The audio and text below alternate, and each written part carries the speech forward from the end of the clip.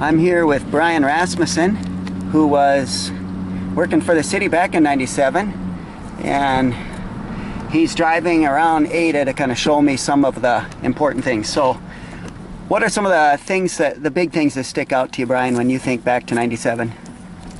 I just remember basically it seemed like chaos. You know, I believe it was the Friday before Easter weekend that we were filling sandbags thinking there was going to be some minor flooding. And typically we have half a day off for Good Friday, and we all volunteered, the city guys volunteered to stay and fill sandbags.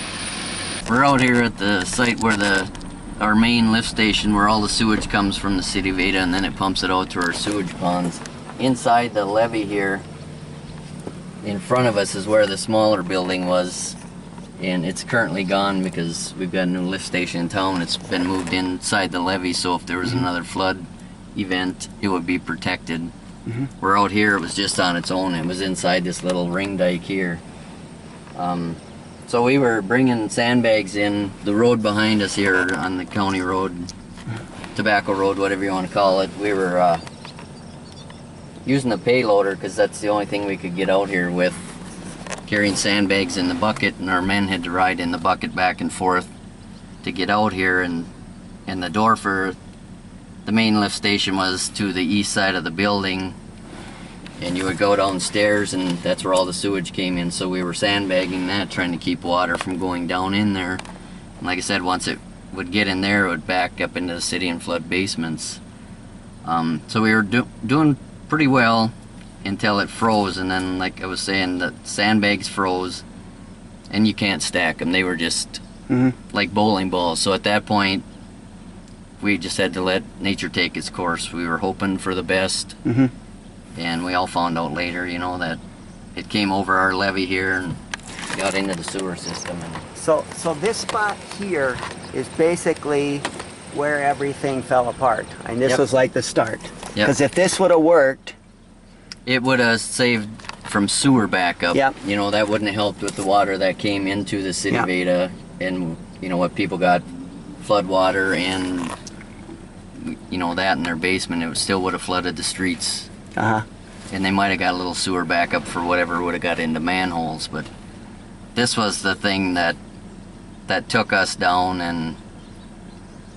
and stopped us in our tracks. Because once we lost this, then we knew the battle was over. For us, there was no more we could do. We were sitting right across from J.J. Kappa's here on Tobacco Road, because that's as far as we could get with the pickup, and that's where we had our little powwow. And so you couldn't even drive out here. You had to take. We had that payloader because it was that deep. The water was that deep that we couldn't.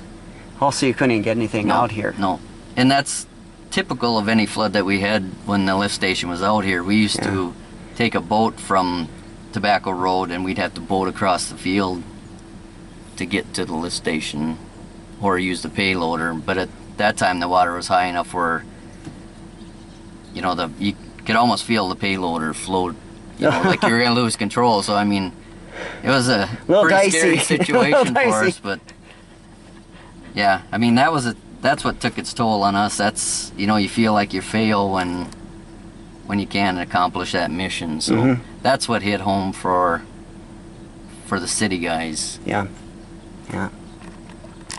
So Brian was showing me this is the road.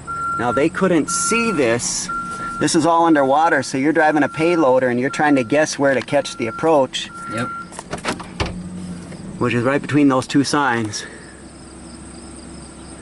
And the only way you knew you were on the highway is you'd look in the distance and you could see the center line where it wasn't flooded, so you would just focus on that till you could see these two posts that were in front of us.